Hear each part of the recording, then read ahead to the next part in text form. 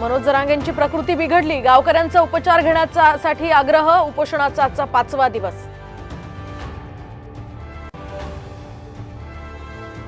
दिंडोरी विधानसभेत बाप विरुद्ध बेटा सामना रंगणार, पण तर पक्षानं संधी दिल्यास नरहरी झिरवळ यांच्या विरोधात निवडणूक लढणार, गोकुळ झिरवळ यांची घोषणा।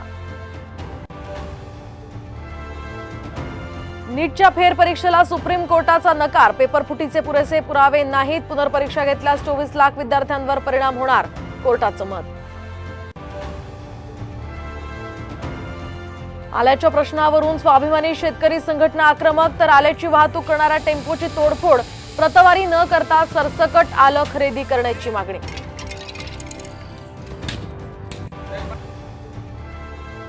आयात शुल्क कमी करतात सोन्याच्या दरात घसरण, मुंबईमध्ये सोनं 5,000 रुपयांनी स्वस्त, पुण्यामध्ये 3,000 तर जळगावात 2,000 रुपयांची घट। नव्या कर प्रणालीनं टॅक्सधारकांना मोठा दिलासा, 3 लाखांपर्यंतचं उत्पन्न करमुक्त, 3 ते 7 लाखांपर्यंत 5% तर 7 ते 10 लाखांपर्यंतच्या उत्पन्नावर 10% टॅक्स। जुन्या कर प्रणालीत कोणताही दिलासा नाही।